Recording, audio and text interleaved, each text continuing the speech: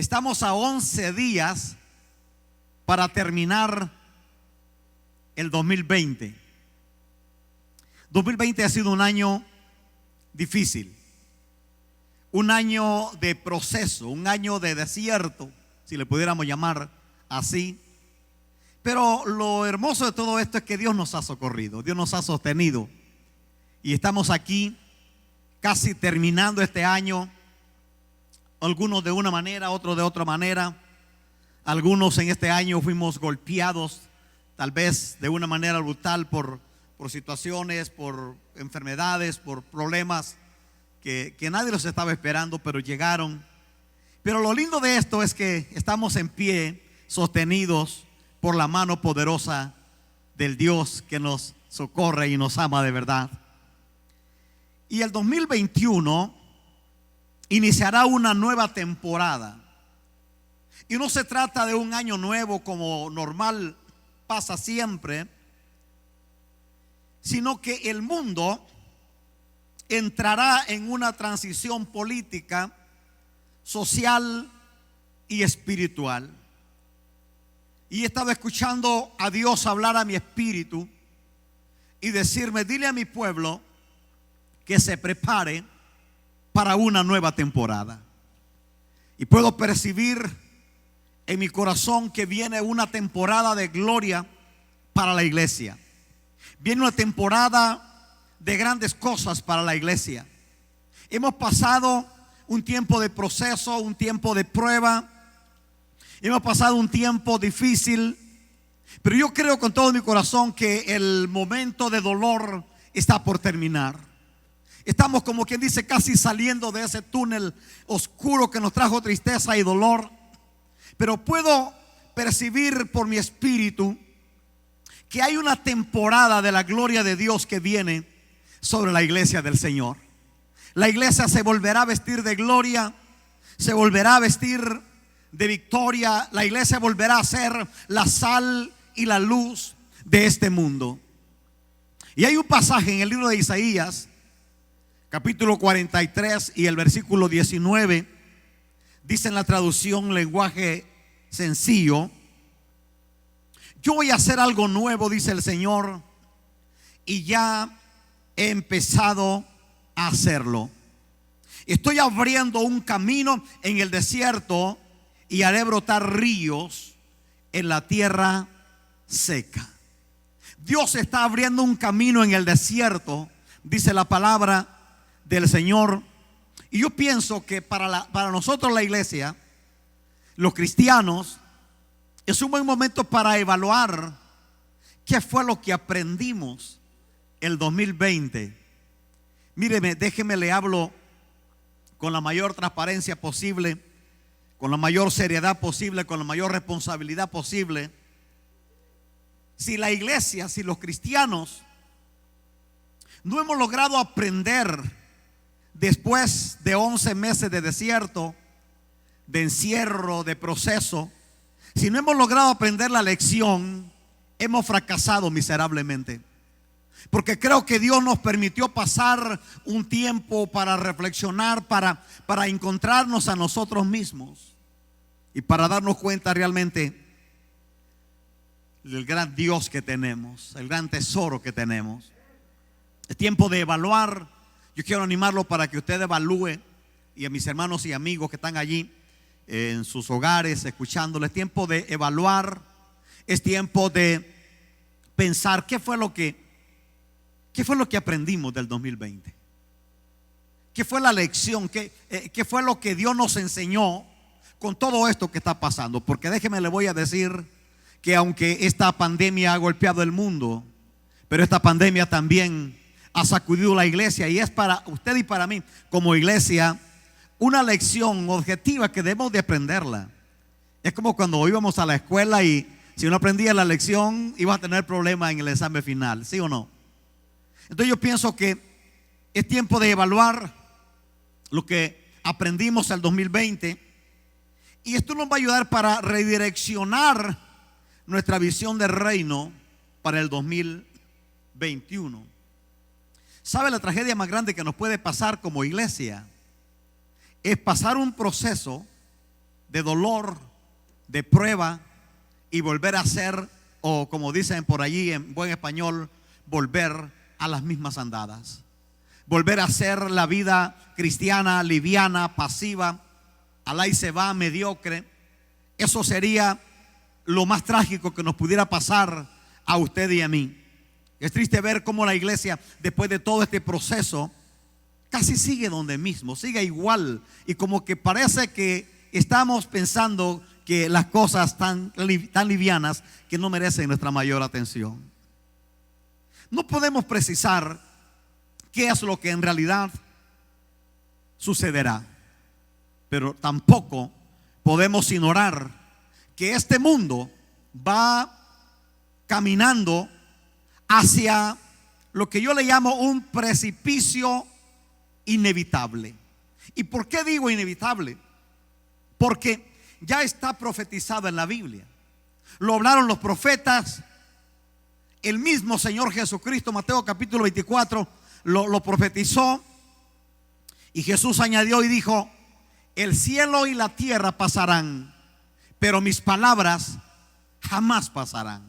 Entonces, si ya está escrito en la Biblia, si ya sabemos que lo que viene para este mundo no es nada halagador, no deberíamos preocuparnos por lo que está pasando, sino más bien preocuparnos de cómo está nuestra vida con el Señor. ¿Qué tan preparados estamos para enfrentar o para hacerle cara a lo que viene? Ayer que tuvimos un tiempo de evangelismo, si le pudiéramos llamar así, con unos misioneros que vinieron de California, que vienen con una misión para conquistar a Tucson, para unir a las iglesias. Y ayer que estuvimos ahí me di cuenta que la iglesia no ha aprendido la lección. La iglesia no se movió a hacer la obra del Señor. O sea, estamos en la misma esquinita. Bueno, yo no fui el que programé el evento, no voy a participar. O sea, con esa mentalidad pobre de religión, de denominación, de concilio, la iglesia no ha aprendido la lección. Esto lo estoy diciendo con dolor y con tristeza. A esta altura es para que la iglesia esté apuntando donde mismo. Estamos trabajando para el mismo rey, para el mismo reino. Aquí no estamos para engrandecer el reino de nadie, ni para poner el nombre de nadie en alto. Estamos para poner el nombre de Jesús de Nazaret, el Rey de Reyes, el único vencedor, el único grande. Hermanos amados, en las últimas 4 décadas ha habido un descenso en la moralidad, en los principios morales y el respeto a la vida, no solamente en esta nación, sino en el mundo entero. Las estadísticas son alarmantes. Las estadísticas afirman que en la última década, en las últimas 4 décadas, en los últimos 40 años, la violencia y la criminalidad aumentó 612%. Hermano, esto es brutal, la verdad. Cómo la violencia se ha desarrollado. Ya no hay respeto por la vida humana. El nacimiento ilegítimo de bebés aumentó 520%, lo cual significa que ya casi nadie cree en el matrimonio. Se ha levantado una generación que ama el sexo y le gusta divertirse con el sexo, pero no ama el compromiso matrimonial. Usted se va a dar cuenta que hay una generación que ya ni siquiera cree en el matrimonio. Y eso es alarmante cuando nos confrontamos con la realidad de la palabra de Dios.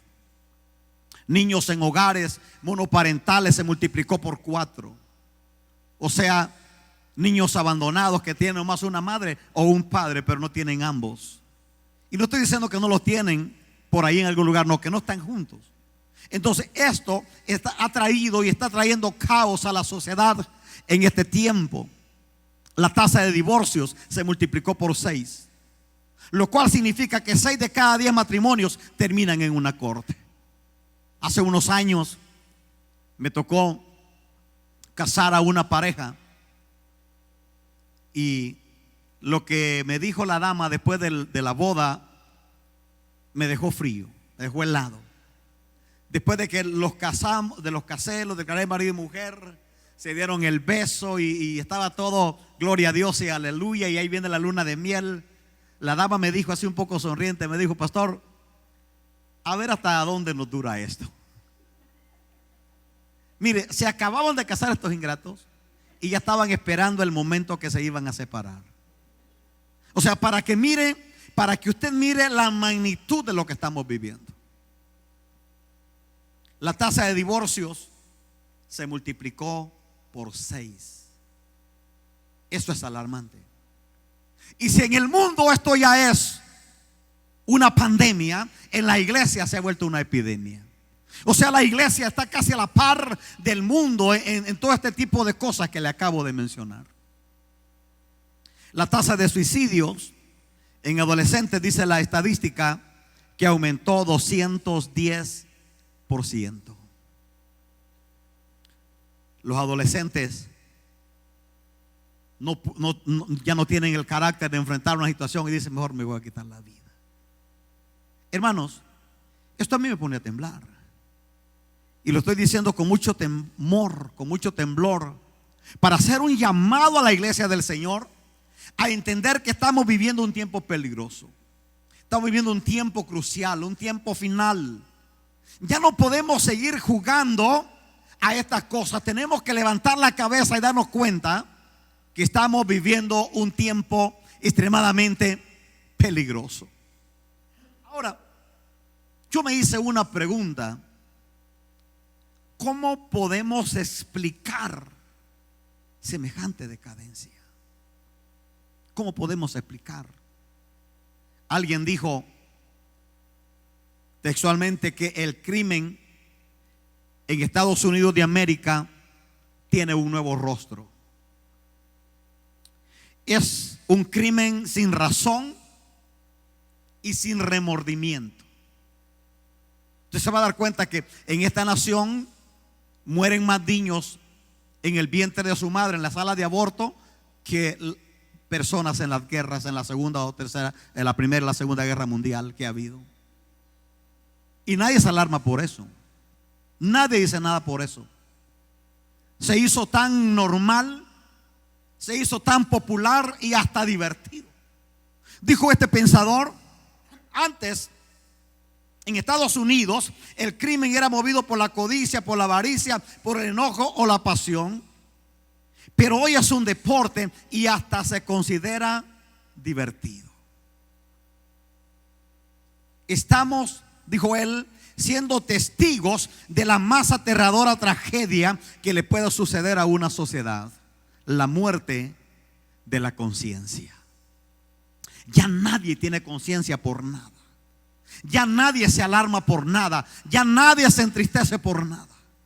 Se puso tan normal el asunto que pareciera como que si esta es la forma mejor de vida. Yo me hice una pregunta leyendo todas estas declaraciones de este pensador: ¿cómo fue que llegamos hasta este punto? Yo quiero llamar a la consideración a usted que están acá y a mis hermanos, amigos que están allí en línea. ¿Cómo llegamos hasta este nivel? ¿Cómo llegamos hasta este punto en el que estamos hablando? Will Durant, que es un historiador del siglo XIX, lo planteó de esta manera, y él dijo: no ha habido sociedad civilizada que haya sobrevivido sin tener un sólido código moral. Y añadió este historiador y dijo: tampoco ha habido código moral que no haya sido formado por una firme devoción a Dios y a su palabra. La Biblia es la palabra de Dios, y este libro contiene los códigos más altos de moral y de ética que pueden regir a una sociedad para que ésta sea próspera y saludable. Rechazar la Biblia Oiga esto usted, por favor. Rechazar la Biblia es sacar a Dios de la ecuación. Y cuando sacamos a Dios de la ecuación de nuestra vida, estamos a merced de todas las mentiras y ataques del diablo, y estamos condenados al caos y a la destrucción. Porque Dios es el que le da sentido, el que le da sabor a nuestra vida. Y esta es la triste realidad que estamos viviendo ahora. Usted se va a dar cuenta que ahora en lugares públicos, especialmente de gobierno, usted puede hablar de cualquier tema, pero no de la Biblia, no del cristianismo, porque eso ya es un delito. Eso es una violación a los derechos humanos. Hace unos años, un amigo mío fue invitado para dirigir una oración en una reunión de gobierno. Y como cualquier hombre de Dios, después de que terminó la oración, él le dijo: Padre, todo esto te lo pedimos en el nombre de Jesús. Y una mujer se levantó del panel y dio vuelta hasta donde él le dijo: todo iba bien, tu oración muy bonita, todo iba bien, hasta que mencionaste ese nombre. Cuando mencionaste ese nombre, perdiste más de la mitad de los que están acá, porque ese nombre es ofensivo para muchos de los que están acá. Usted se va a dar cuenta el extremo que estamos viviendo en este tiempo. Aprendamos de la historia, porque la historia nos da la pauta para ver cómo es que realmente fuimos. Porque mire, nada sucede de la noche a la mañana. Todo se va gradual. En las grandes ligas de lo que estamos hablando, o en la vida cristiana también. Un cristiano no fracasa de la noche a la mañana. No es que se acostó feliz y se levanta desgraciado. No es que se levantó, que se acuesta con ganas de servir al Señor y se levanta sin ganas. No, así no es. No es que se levantó con deseo de santificarse y amaneció con ganas de pecar. Así no pasa. Todo va paulatinamente. Me gustó la ilustración que alguien puso por ahí el otro día en las redes sociales, de una rana que pusieron en un recipiente de agua fría. Metieron a la rana en el recipiente de agua fría y estaba encantada, estaba en su charco, estaba contenta. Y le metieron fuego y fue calentando el agua, calentó a 60 centígrados. Y la rana estaba feliz. Calentó a 90 grados centígrados y la rana sigue feliz. Calentó a 99 grados centígrados y la rana todavía seguía divirtiéndose, nadando. Pero cuando el agua calentó a 100 grados centígrados, la rana se murió sin darse cuenta. Si usted tiene un recipiente de agua con 100 grados centígrados y mete una rana, esa rana va a pegar el salto más grande de su vida y va a saltar afuera, porque se va a dar cuenta que hay un peligro de muerte. Pero la metieron en un agua fría y le fueron calentando, y la rana fue acomodando y dijo: that's nice, I feel good, ¿verdad? Traigamos eso a la vida cristiana. Todo comienza con un pequeño. ¿Se acuerda el domingo pasado? Organiza tu pensamiento. Todo comienza con un pensamiento. Un pensamiento tan inocente como decir: ¿sabe qué? No quiero ir a la iglesia, no voy a ir. Hoy no quiero orar, amanecí sin ganas de orar, amanecí sin ganas de leer la Biblia. Y de repente ese pensamiento te va llevando a otro, Cuando menos acuerdas, puedes estar igual que la rana, con el agua a 100 grados centígrados, donde ya no hay esperanza de poder salir y sin darse cuenta. Quiero que aprendamos de la historia en este día. En la Biblia hay un libro, es el 7º libro en el orden cronológico que está la Biblia, ¿verdad? Génesis, Éxodo, Levítico, Número, Deuteronomio, Josué, Jueces. Jueces es el 7º libro de la Biblia. Y es un libro que allí los predicadores hemos encontrado héroes como Sansón, como Gedeón, tremendos héroes. Pero estudiando el libro de Jueces y mirándolo con una perspectiva más cerca, en último análisis me di cuenta que el libro de Jueces es el relato del fracaso de una nación que rechazó la palabra de Dios, que rechazó a Dios y fue víctima de tragedia, fue víctima de escarnio, fue víctima de dolor. Y mire que le estoy hablando de la nación de Israel, mejor conocido como el pueblo del pacto. Y usted dice, ¿cómo es posible? Es el pueblo de Dios, ¿cómo fracasaron así? Yo quiero que aprendamos este día así de una manera breve de este pueblo. Para los que ya conocemos la historia que hemos leído en la Biblia, Israel es el pueblo del pacto por la promesa que Dios le hizo a Abraham, el primer hombre que le creyó a Dios.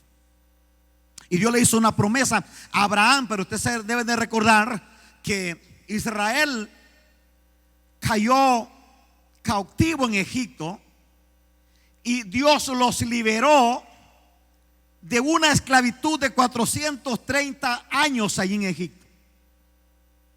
Y cuando Dios los hubo liberado y los sacó de Egipto con brazo fuerte y poderoso, dice la Biblia, bajo el liderazgo de Moisés, y cuando ya están afuera de Egipto, ya pasaron el Mar Rojo, están en el desierto de Sinaí, Dios le hace esta advertencia al pueblo de Israel en Éxodo 19, empezando el versículo 4.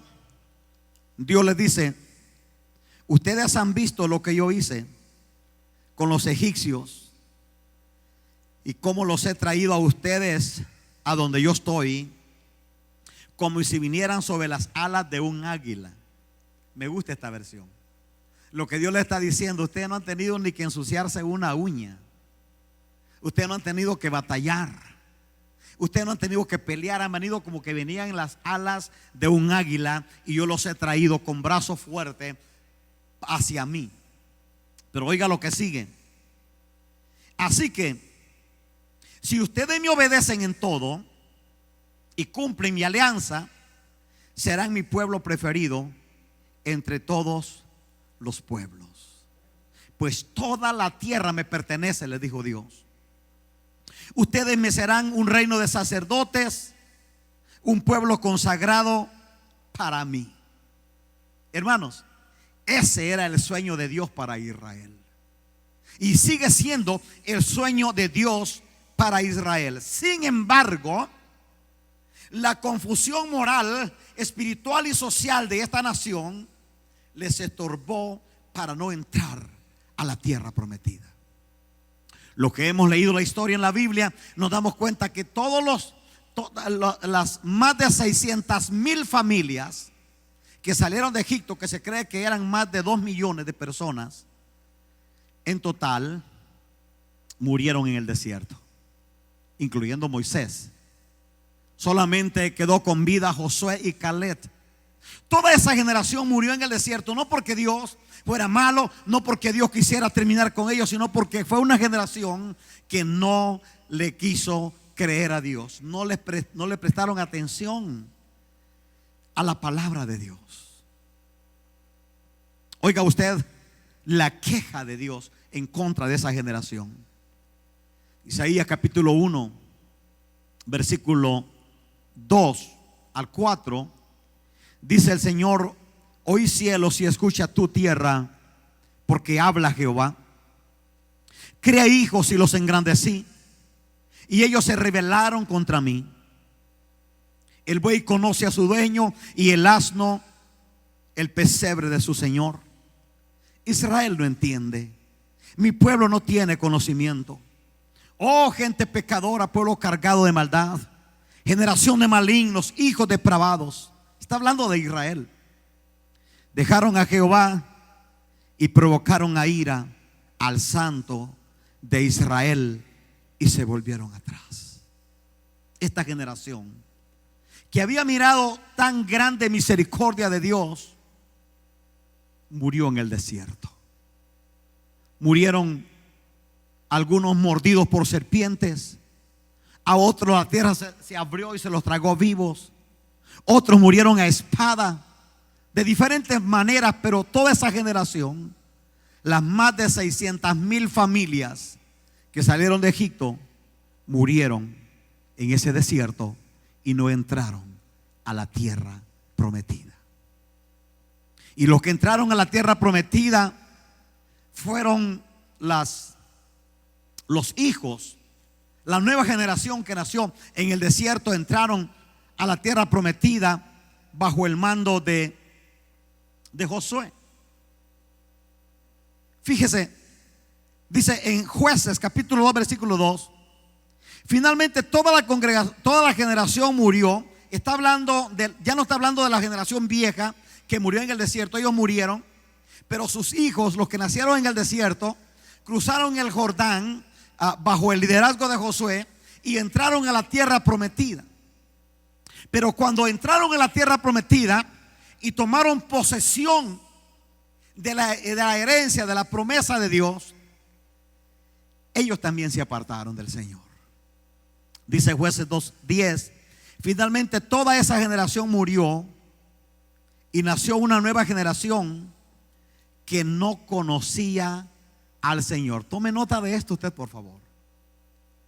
Una nueva generación que no conocía al Señor. Tampoco sabían lo que Dios había hecho por ellos o por Israel en el desierto. Cualquier parecido o mera coincidencia, como dicen, con lo que le está pasando a esta nación de Estados Unidos y al mundo actual. Los que han leído la historia de Estados Unidos, yo leí la historia de Estados Unidos, y esta nación fue fundada bajo los principios de Dios. Cuando fundaron esta nación, la fundaron bajo los códigos de moral, de ética, basados en la palabra del Señor. Y para ser presidente, para ser un gobernador, para ser cualquier autoridad en esta nación, tenía que ser un hombre o una mujer de Dios. Por eso es que esta nación se volvió la nación más rica y más poderosa del mundo. Por eso estamos aquí nosotros, porque nos llegó la noticia por allá a Sudamérica, Centroamérica. ¿Sabe qué? En Estados Unidos, allí la vida está mejor. ¿Sí o no? Pero hoy por hoy, después de 244 años de historia de Estados Unidos, la nación que fue fundada bajo principios bíblicos, bajo principios morales, bajo principios éticos, hoy por hoy, hablar de principios bíblicos y querer defender la vida en esta nación se ha vuelto un delito y un atropello a los derechos humanos. Se ha vuelto una violación a los derechos humanos. Por eso la nación va en declive y va decayendo enfrente de todo el mundo. Está dejando de ser la nación más poderosa y más rica del mundo. Porque cuando le damos la espalda a Dios, acarreamos toda clase de mal, toda clase de vergüenza, toda clase de afrenta. ¿Por qué estoy hablando de esto? Porque la iglesia, usted y yo, la iglesia en todo el mundo, la iglesia, tenemos un papel sumamente importante para el desarrollo moral y espiritual de las naciones. Dios no nos trajo a nosotros a Estados Unidos, de los países donde hemos venido, únicamente para hacer dinero, para acomodar una fortuna y para pasarla bien. Eso sería lo más egocéntrico que pudiéramos hacer. Perdón, Dios nos trajo a esta nación con un propósito específico, y es de ser sal y de ser luz en esta nación. Y la triste realidad es que la iglesia en Estados Unidos no pudo sacar al paganismo o renunciar al paganismo, sino que lo adoptó. Y ahora el paganismo está mezclado con la iglesia. Esto es trágico, hermano, esto es triste decirlo. Casi nadie lo quiere decir. O sea, no tratamos de nos pasó las de Israel. Dicen los historiadores que Israel salió de Egipto, pero Egipto nunca pudo salir de Israel. Por eso ellos estaban en el desierto mirando milagros, mirando maravillas, dirigidos por una nube, por una columna de fuego, comiendo maná, viendo la gloria de Dios cada día. Pero ellos siempre estaban pensando en Egipto, en querer regresar a Egipto, a comer ajos, a comer pepinos, a comer cebolla. Estaban llorando por lo que habían dejado en Egipto. Esa es la triste realidad de muchos creyentes en este tiempo también. Están en la iglesia, pero están pensando en el mundo. Me iba mejor cuando estaba en el mundo. Hacía más dinero. Me respetaban más cuando estaba en el mundo. Y ese tipo de mentalidad es una mentalidad pobre que a Israel le costó morir tragado por la tierra en el desierto. Y esa mentalidad le va a costar a muchos creyentes quedarse del rapto de la iglesia. Tenemos que aprender a volver otra vez a ser sal y luz de este mundo. Debemos de admitir, yo pienso que esta temporada que se le ha llamado el COVID-19 nos vino a exponer a todos, hermano. Yo, a cuestión de broma, le estaba diciendo a un amigo ayer, esta temporada nos expuso a todos. Expuso tu condición espiritual, expuso tu confianza en Dios. ¿A dónde estaba tu confianza? Expuso realmente toda nuestra vida. Yo le decía a mi amigo ayer jugando, nos expuso hasta cómo escribimos nuestra ortografía. Porque tú vas a ver ahora en las redes sociales, antes nunca fuimos tan populares como ahora. Pero tú miras en las redes sociales, yo miro que algunos escriben hermanos sin H, ¿verdad? Escriben Dios con D chiquita. Escriben esta con H. Escriben quiero con K. Y yo le decía a mi hermano, a este hermano ayer, le digo, mira que nos expuso hasta la ortografía como escribimos, ¿verdad? O sea, la H de hermano se la quitamos y se la ponemos a esta.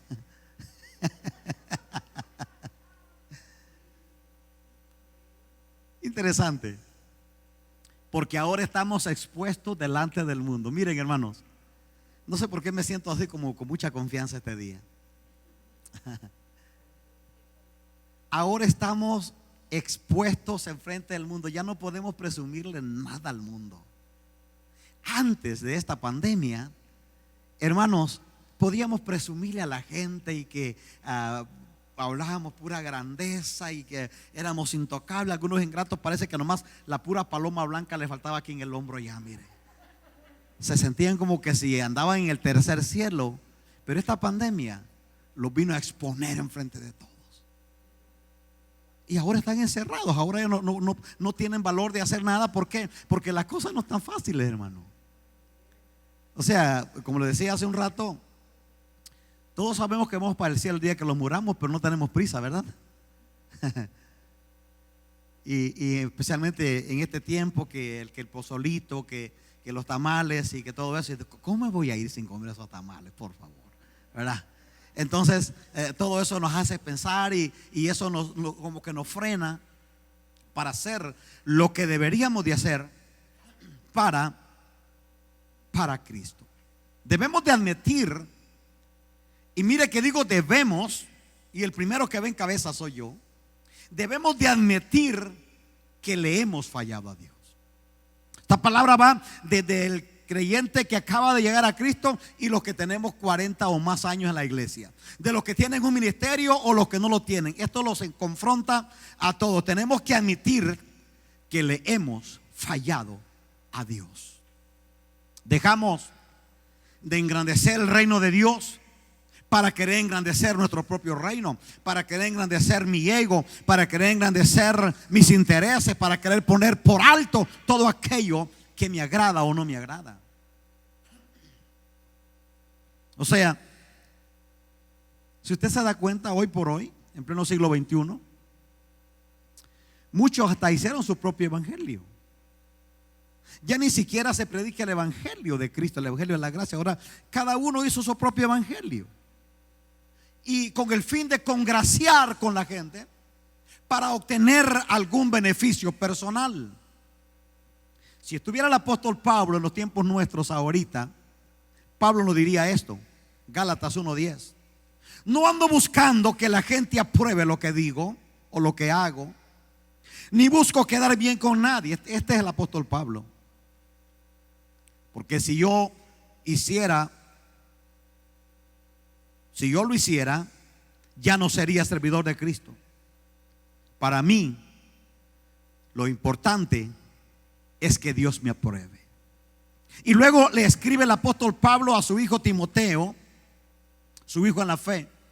Le escribe y le dice allí en la segunda carta a Timoteo, capítulo 2, versículo 15: haz todo lo posible por ganarte la aprobación de Dios.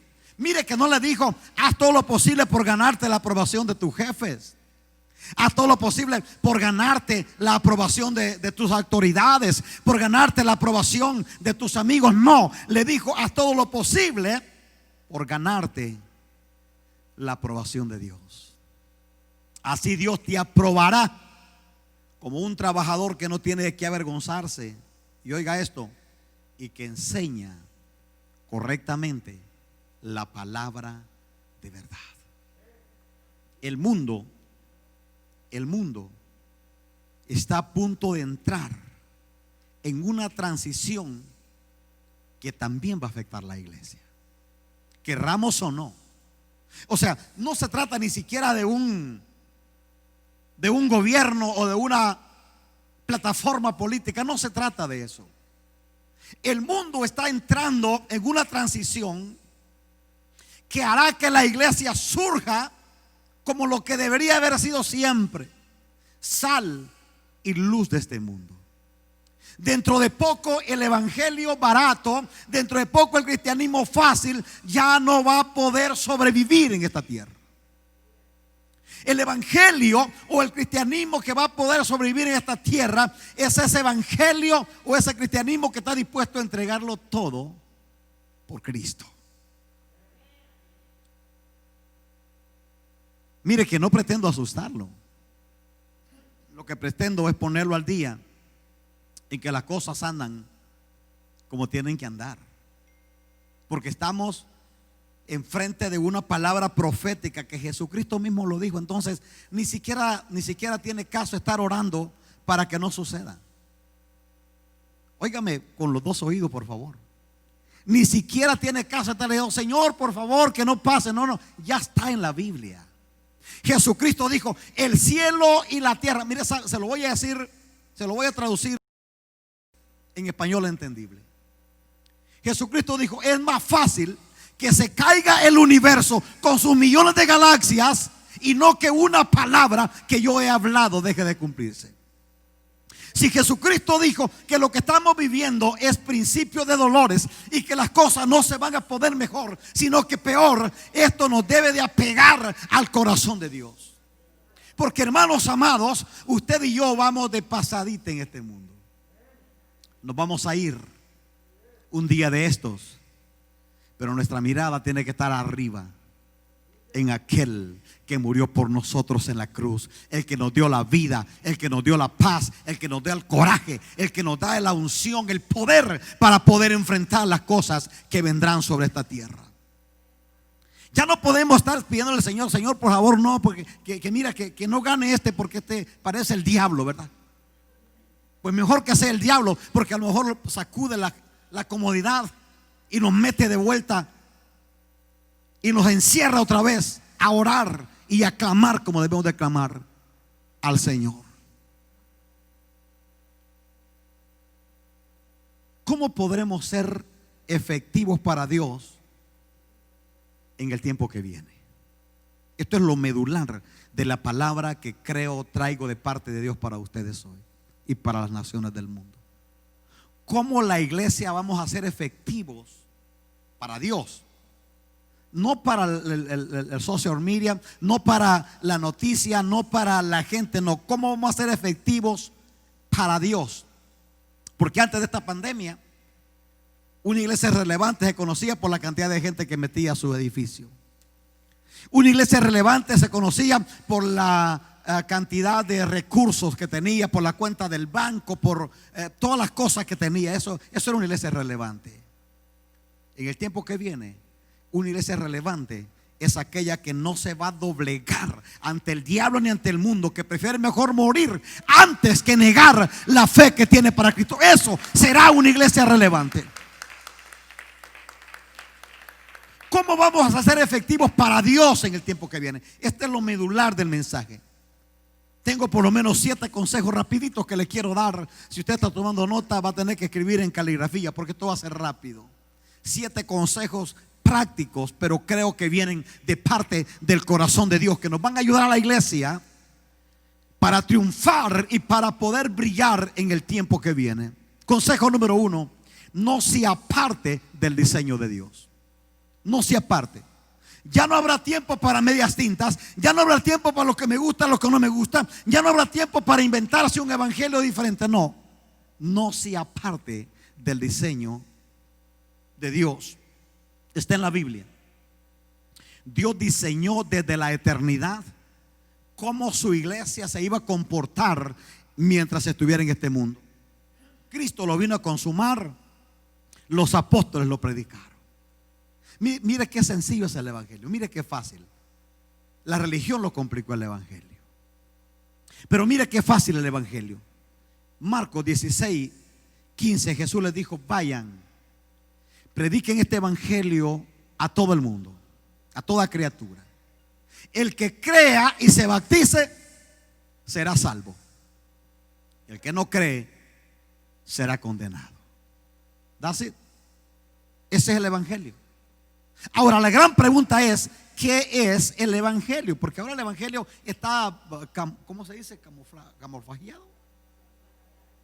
O sea, el evangelio se ha disfrazado de diferentes maneras para acercarse al mundo, para congraciar con el mundo. Pero ya no es un evangelio, ya no es el evangelio de Cristo, sino un evangelio que los hombres han hecho para su propio beneficio. Y es un evangelio que no va a servir para nada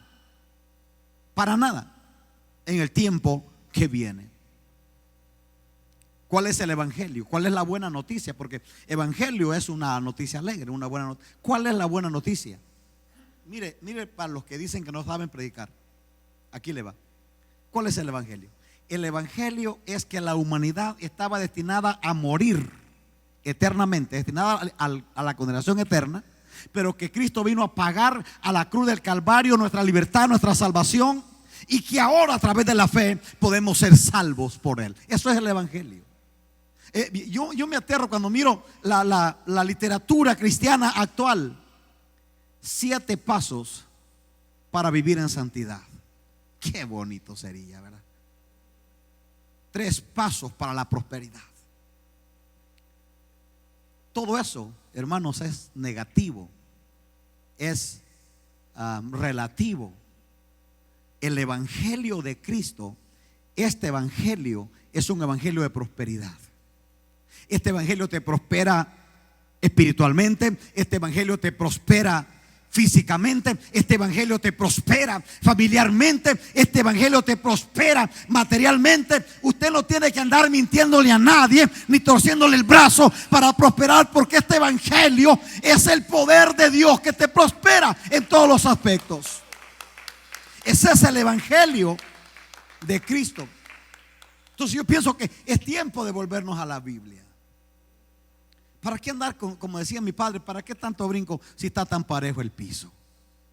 O sea, en la Biblia está bien claro lo que es el evangelio. ¿Para qué vamos a andar con tanto brinco tratando de darle a la gente una promesa falsa que no le va a servir de nada a la hora que va a tener que enfrentar la realidad?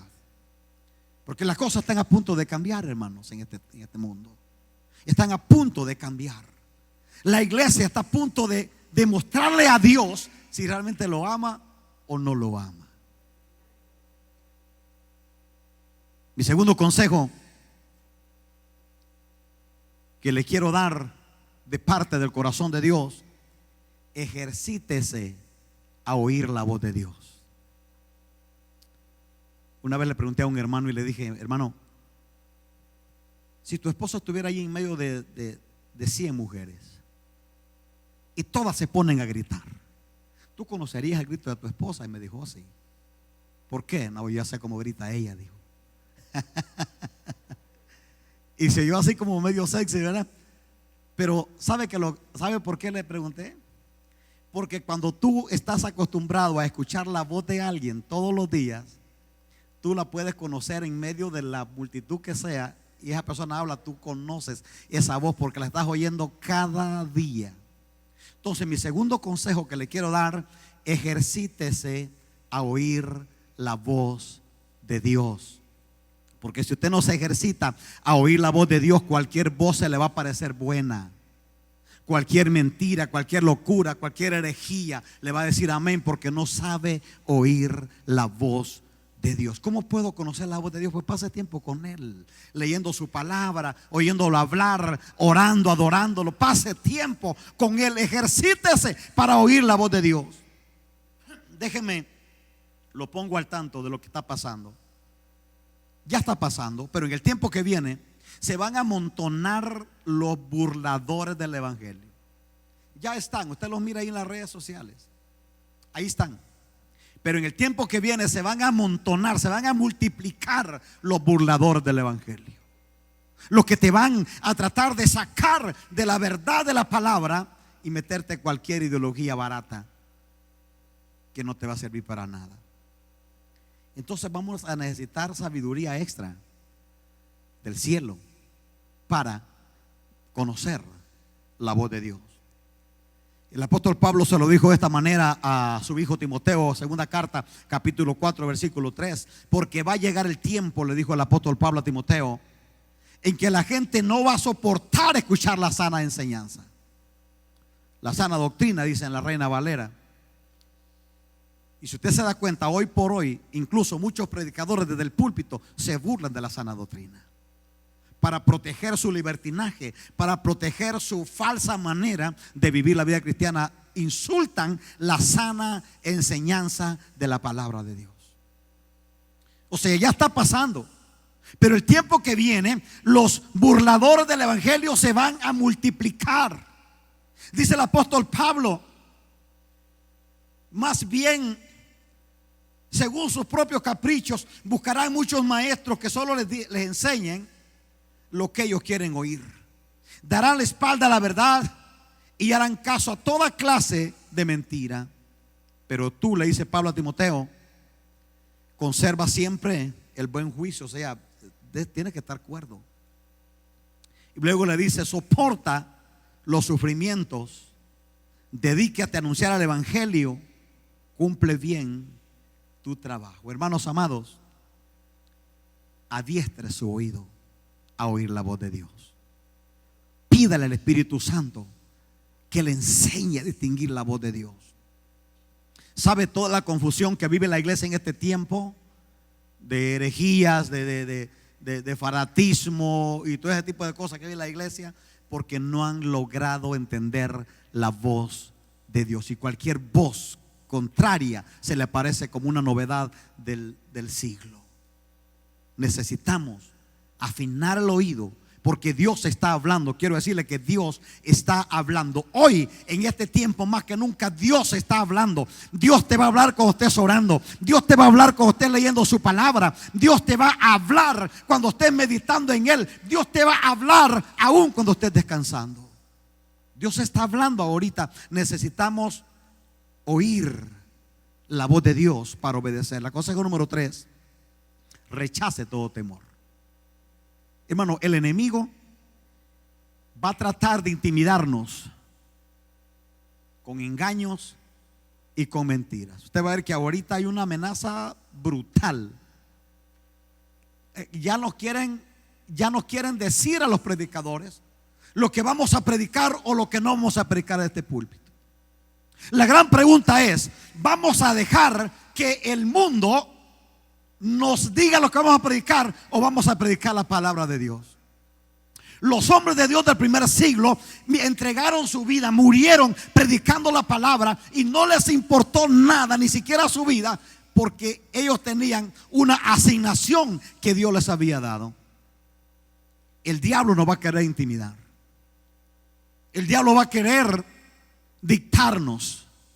En Texas, por ejemplo, hace unos años se levantó un gobernador que estaba obligando a los pastores que le mandaran su mensaje del domingo para decirle esto sí, esto no, esto sí, esto. Que el Señor reprenda al diablo. ¿Desde cuándo un hombre le va a dictar a los siervos de Dios lo que van a predicar? Si aquí tenemos el mensaje ya en la palabra del Señor.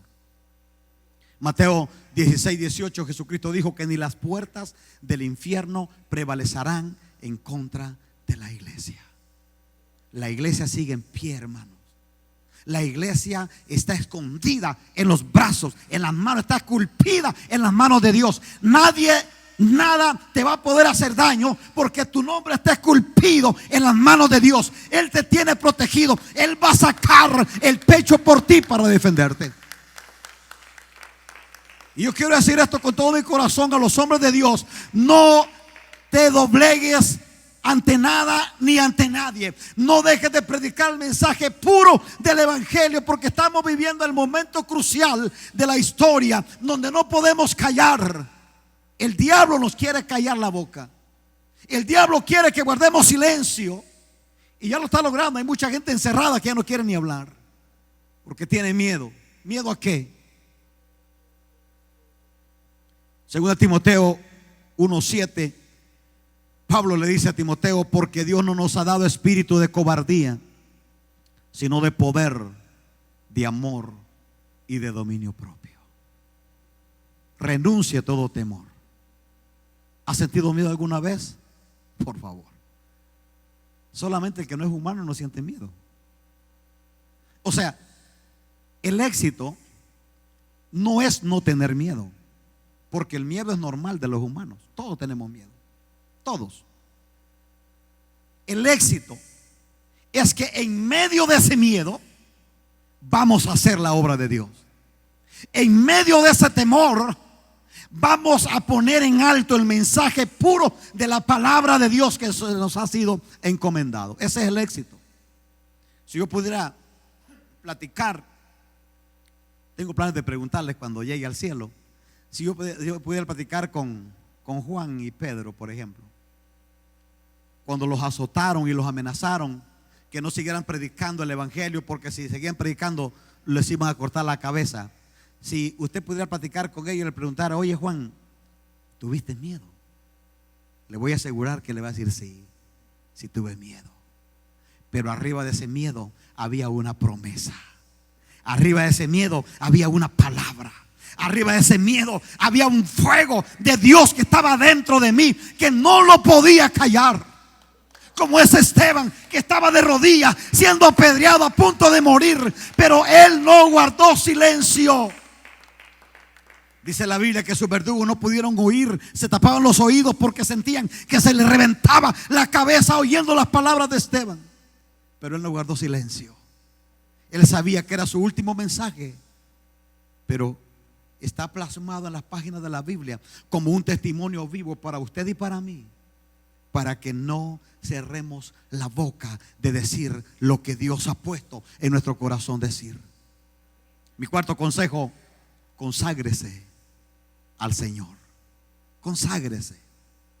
Hermanos, no quiero enfadarlo con esto, pero se acabó el tiempo del cristianismo de apariencias. Ya no vamos a vivir de apariencias, hermano. Usted se va a dar cuenta que todos somos culpables. Todos hemos fracasado miserablemente queriendo aparentar lo que no somos. Y usted va a ver que de repente la gente se presenta como si es el producto terminado. Y uno dice: wow, qué tremendo, mira. Este parece que no le duele nada. Parece que no tiene un mal pensamiento. Parece que este ya está conectado, ¿verdad? Hermanos, mientras estemos en esta tierra, tenemos una lucha grande que enfrentar. ya no podemos vivir de apariencia. Tenemos que confrontarnos con la realidad que tenemos una asignación que la vamos a cumplir hasta las últimas consecuencias. El mensaje más poderoso y más eficaz que usted y yo vamos a predicar en este tiempo no es tanto un mensaje teológico, apologético y con tanta palabra rebuscada. El mensaje más poderoso que vamos a predicar es nuestro testimonio de vida. El Señor me ha estado hablando en estos días, me ha estado diciendo: dile a mi iglesia que no se preocupe por lo que van a predicar, porque el mensaje más poderoso que vamos a predicar en el tiempo que viene es nuestro testimonio de vida. Tú ni siquiera vas a tener que decirle a la gente, ellos ya lo van a saber. Como cuando los discípulos fueron a Antioquía, ¿se recuerdan? Está en la Biblia. Y fueron a Antioquía. Hasta ese momento se conocían como discípulos, como creyentes. Pero cuando fueron a Antioquía, sin andar con tantas palabras rebuscadas de teología, diccionario, cuando los de Antioquía miraron a los discípulos, miraron a Pedro, a Juan y a todos los apóstoles, ellos le llamaron cristianos. Eso de cristiano no cree usted que fue así un invento de la teología, no, fue un apodo que les pusieron ahí en Antioquía. Mira, estos cristianos se están comportando como Cristo, están hablando como Cristo, se están haciendo las cosas como Cristo. De hecho, cuando Pedro quiso negar a Jesús, ¿se recuerdan ustedes? Cuando lo quiso negar, una muchacha le dijo: no me mire la cara, tú andabas con Jesús, tu manera de hablar te compromete. O sea, incluso ni siquiera pudo negar, porque estaba hablando como Jesús, estaba actuando como Jesús, estaba haciendo las cosas mismas que Jesús hacía. Eso es lo que la iglesia va a experimentar en el tiempo que viene. Tienes que andar preocupando por lo que va a hablar, por lo que no va a hablar. La gente lo va a mirar y va a decir: wow, este es cristiano, este es un hijo de Dios, esta es una mujer de Dios. Mira cómo se está comportando, mira lo que está haciendo. La gente lo va a notar. Usted no tiene que dar aquí un rótulo que diga I'm Christian y ayuno 3 veces a la semana y oro 30 horas al día. O no, si nomás tiene 24, ¿verdad? Jesucristo dijo en Mateo 5:16 que la luz de usted y la mía alumbre delante del mundo, para que vean vuestras buenas obras y glorifiquen a vuestro Padre que está en los cielos. De nada nos serviría tener la teología correcta, pero si nuestras obras están, como yo digo, por el lado de la amargura, eso sería una incoherencia. Hablar una cosa, pero vivir de otra manera.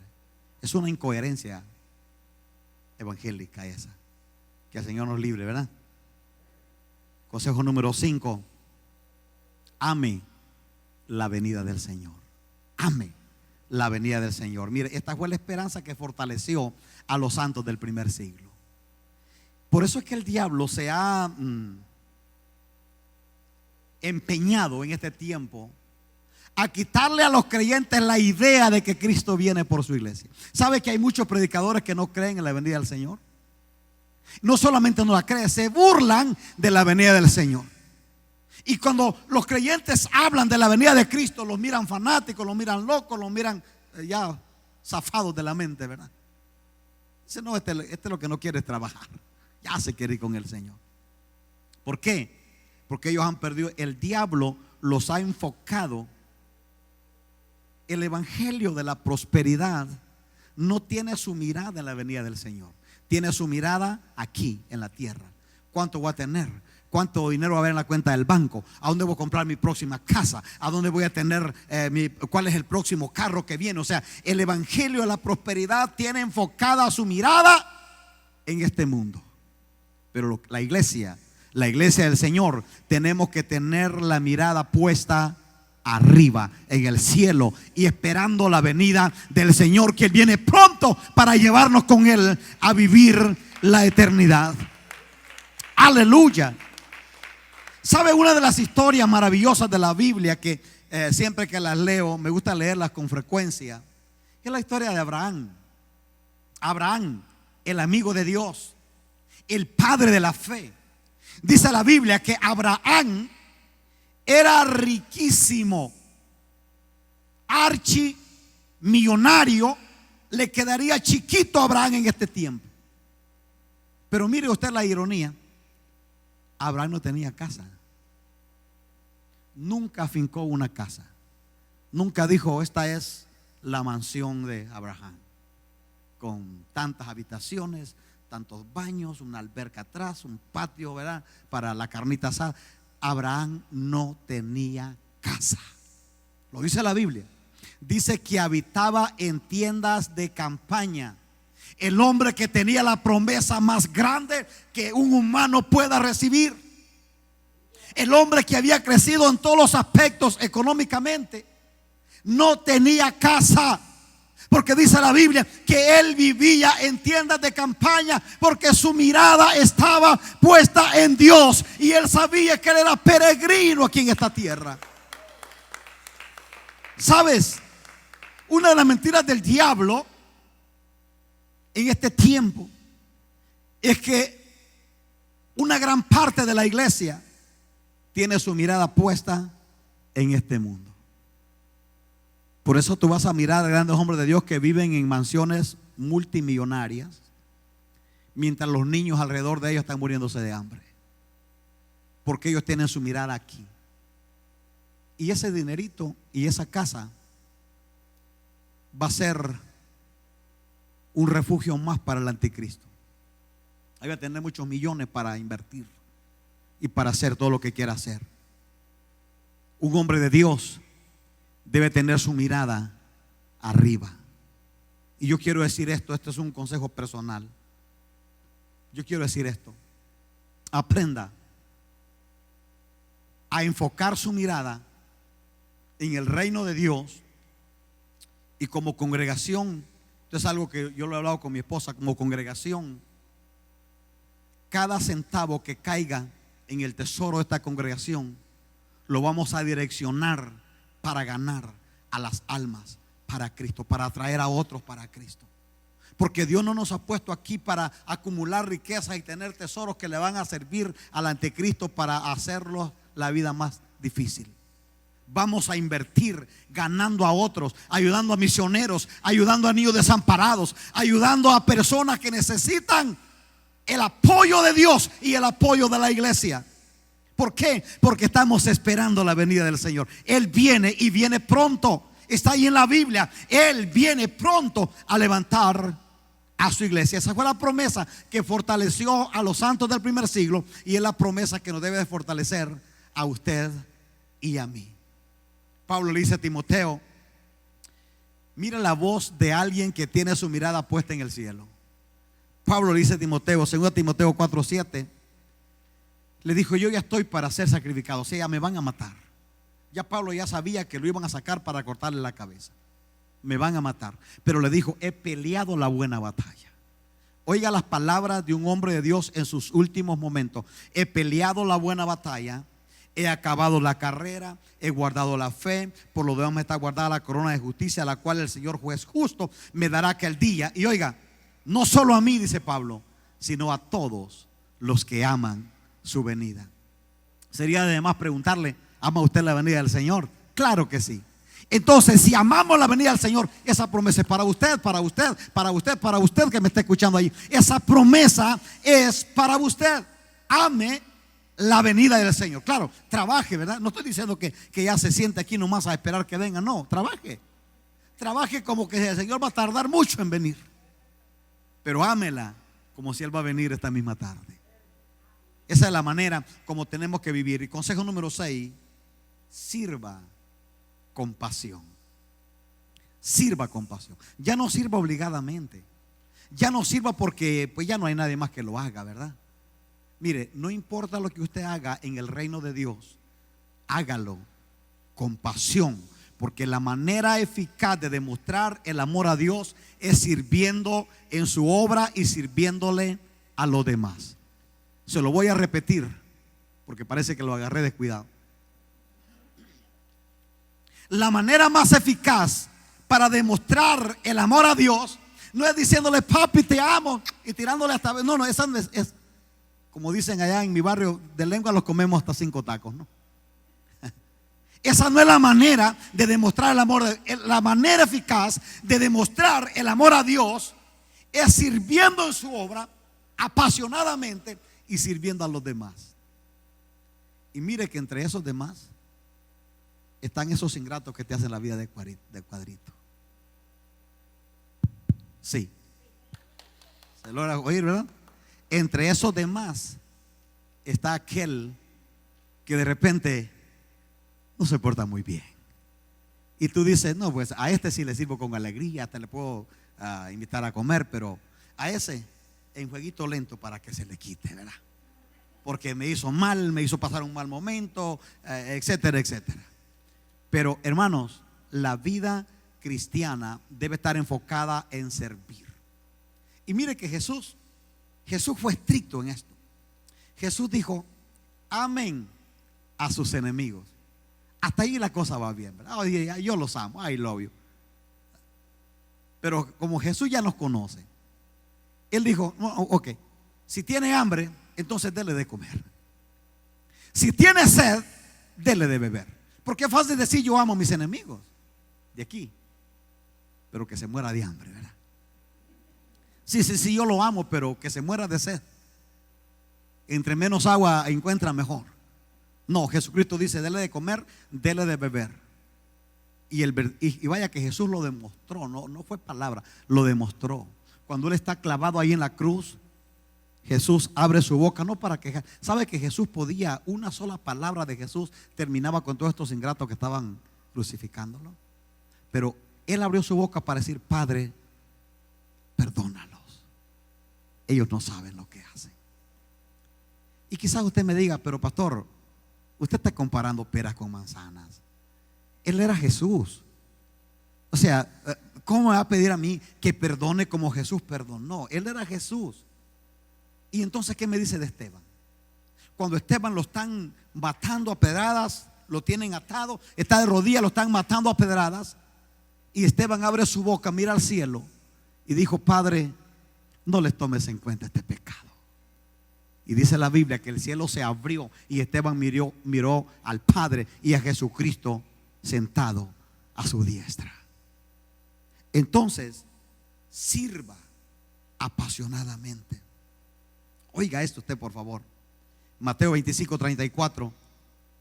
Jesús dice, entonces el rey dirá a los de la derecha, vengan benditos de mi Padre, porque tuve hambre y me dieron de comer, tuve sed y me dieron de beber, estuve enfermo y me fueron a visitar, estuve desnudo y me vistieron, estuve en la cárcel y fueron a verme.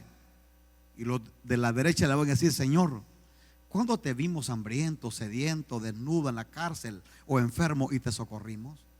Y oiga lo que les dice en el último versículo, versículo 40. Jesús dice, de cierto les digo que cada vez que lo hicieron con uno de estos hermanitos míos más pequeños, conmigo lo hicieron.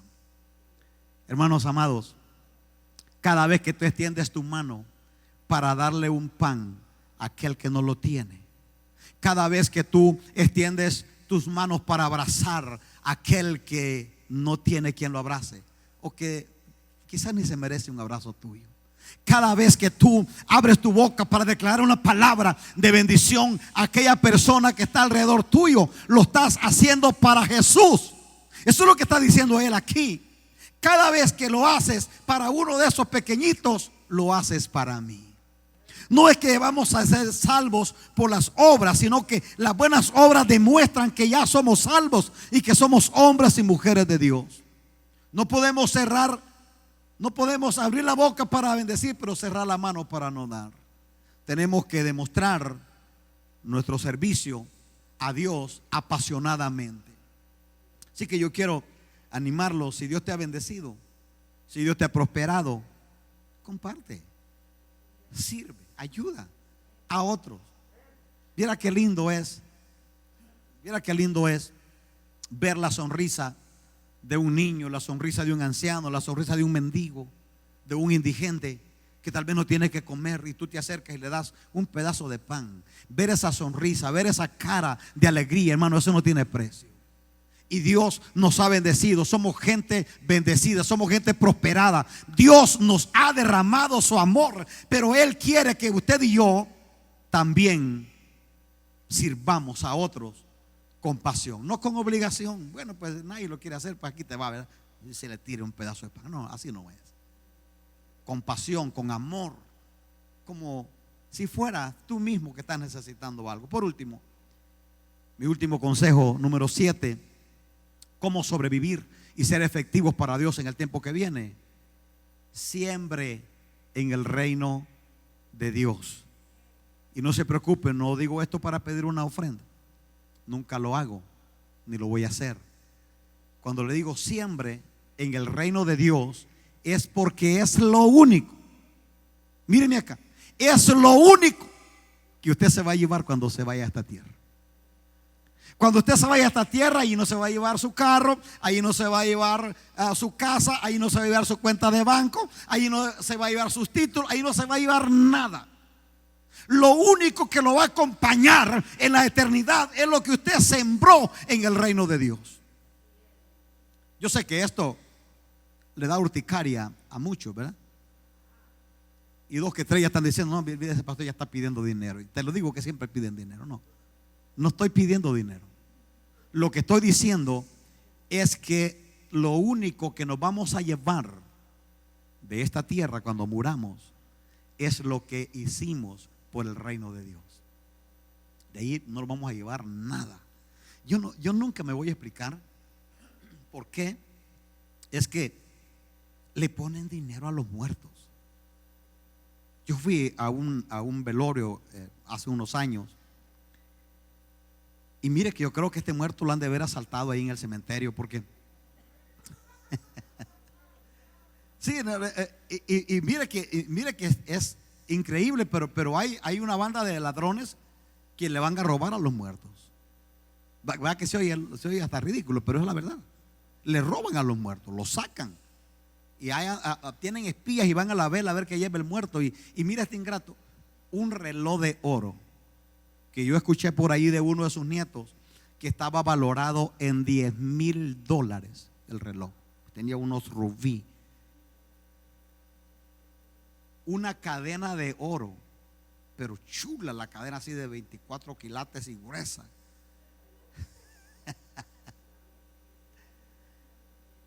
Y yo digo, por eso es que hay algunos que van a los velorios a ver qué lleva el muerto para después irlo a asaltar allá al cementerio. Y yo me pregunto, ¿por qué tienen que ponerle esto a este pobre si este se va a pudrir ahí en la tierra? ¿Sabe por qué? Porque la gente tiene una idea distorsionada de la eternidad. La gente, algo que me he dado cuenta yo últimamente, es que todos los que se mueren son buenas personas. Piénselo. Hasta aquel que ni le hablaba, cuando se muere, pobrecito, qué lindo, mira qué humilde era una gran persona, sí, pero no te hablaba o no le hablabas. Entonces la gente quiere recuperar o ganar lo que no hizo en toda la vida con este que murió, que cuando hablaban de dinero a él le agarraba un dolor en el codo, había que estarle poniendo cremita en el codo porque le dolía el codo cuando se hablaba de dinero en la iglesia. Pero ahora, después de muerto, quieren ponerle su dinero, quieren ponerle sus relojes, quieren ponerle sus cadenas, quieren ponerle su riqueza, quieren ponerle todo. Ya no les sirve de nada. Oiga, se lo estoy diciendo, lo único que usted y yo nos vamos a llevar cuando nos vayamos de esta tierra es lo que hemos sembrado en el reino de Dios. Es lo que hemos sembrado ayudando a la gente. Es lo que hemos sembrado ayudándole al necesitado. Es lo que hemos sembrado ayudándole a niños desamparados. Es lo único que nos vamos a llevar. Dice Mateo 6:19, Jesucristo lo dijo: no amontonen riquezas en la tierra donde la polilla destruye y las cosas se echan a perder y donde los ladrones entran a robar. Ya les digo que hasta en los cementerios roban. No me lo estoy inventando. Yo miraron que hay gente que va y saca a los muertos para robarle las joyas que lleva cuando lo entierra. Así que por favor, cuando va a enterrar a su muertito, no le ponga nada, porque se va a podrir ahí en la tierra, ¿verdad? Es mejor que lo siembre ya para el reino de Dios. Ese amén salió muy pobre.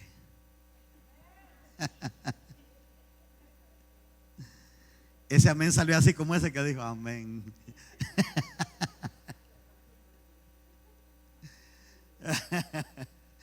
Jesús dijo: amontonen riqueza en el cielo, donde la polilla no corrompe, donde las cosas no se echan a perder y donde los ladrones no entran a robar. Y oiga lo que dijo en el versículo 21: porque donde está tu tesoro, ahí está tu corazón. Cuentan que una vez una señora no quería ir a la iglesia, la invitaban a la iglesia y siempre ponía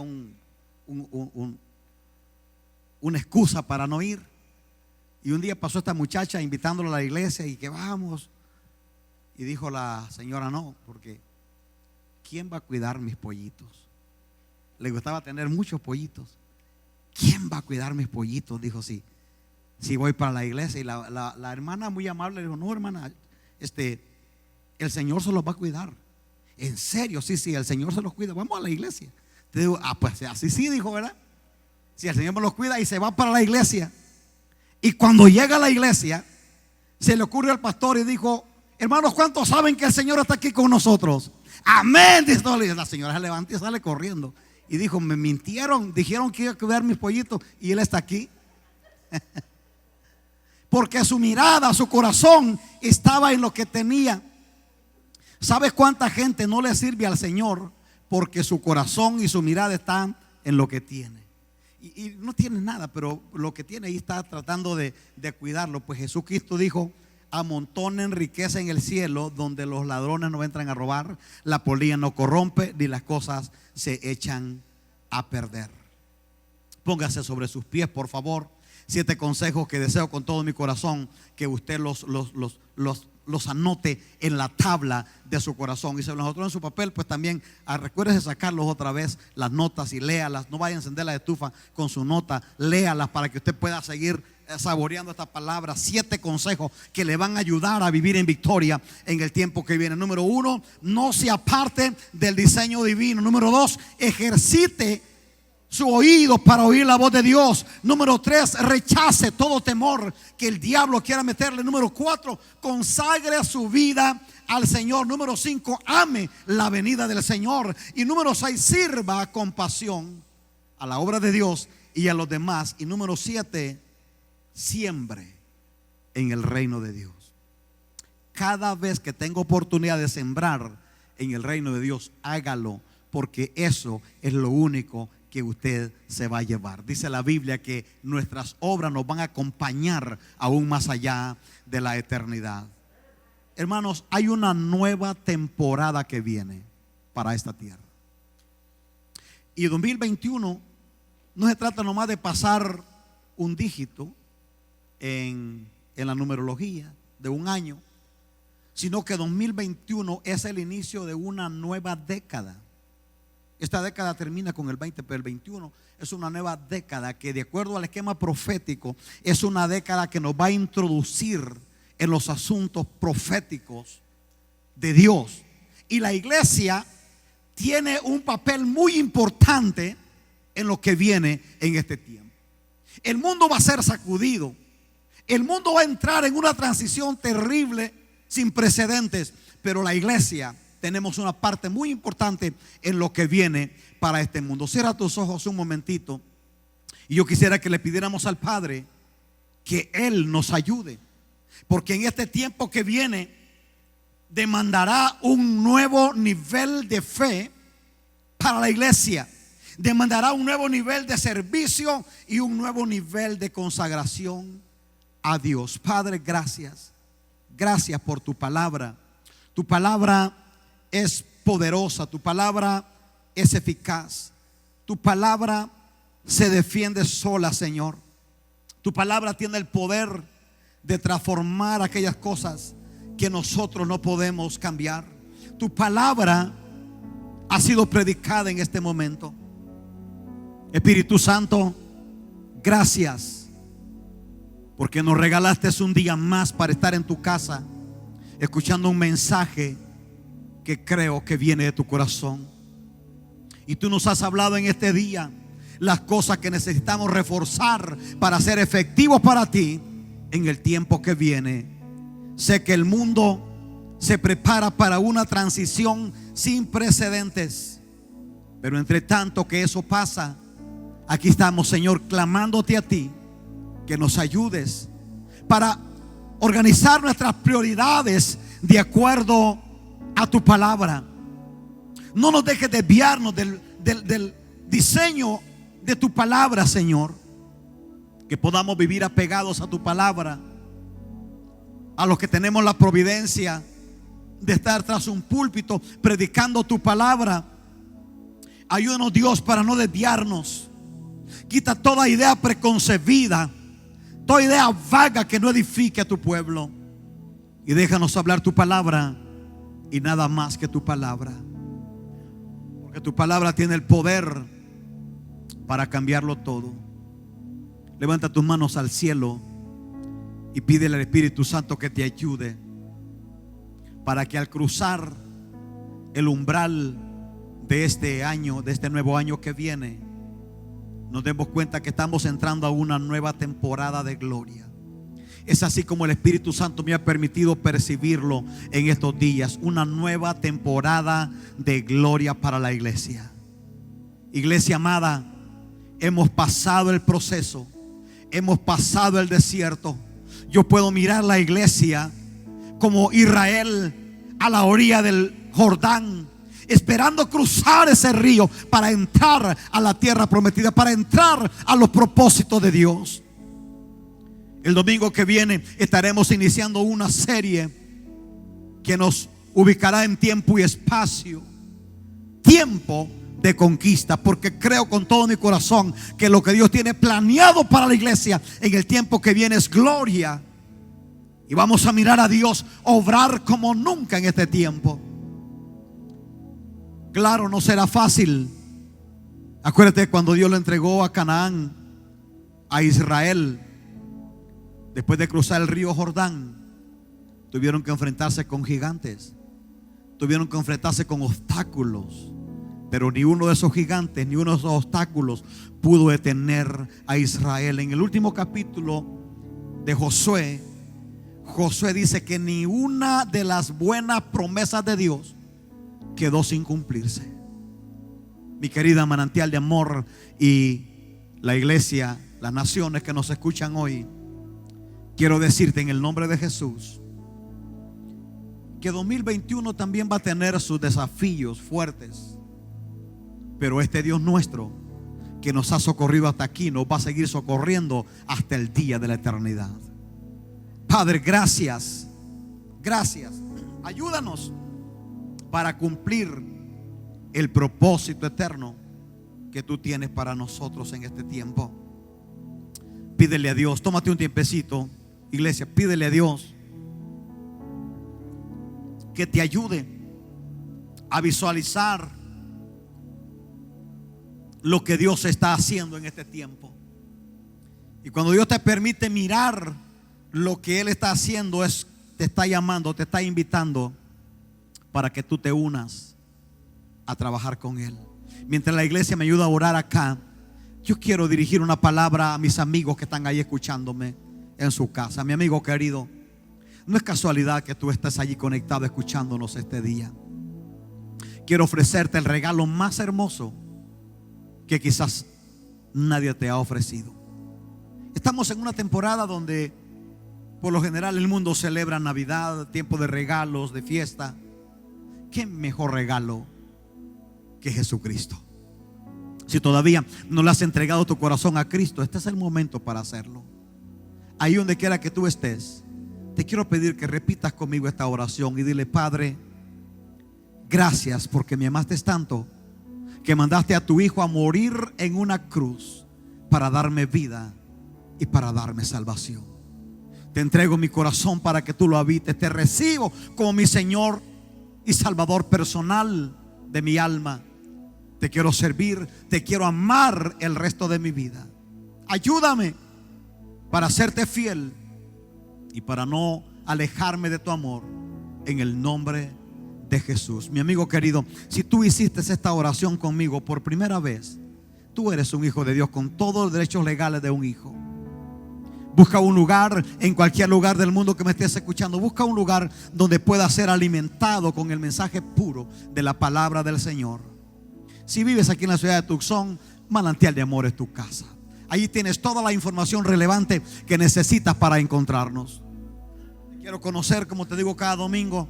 Quiero abrazarte, quiero ayudarte para que juntos crezcamos en el conocimiento de esta gracia bendita que nos ha sostenido hasta aquí. Dios te bendiga. Te mando un gran abrazo en el amor de Jesús.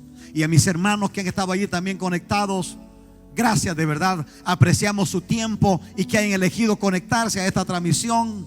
Si Jesucristo no ha venido, aquí vamos a estar el próximo domingo para dejarles un mensaje más de parte del corazón de Dios. No se les olvide que la gloria de Dios está con nosotros y Él es suficiente. Les mando un gran abrazo en el amor del Señor. Dios les bendiga y será hasta la próxima.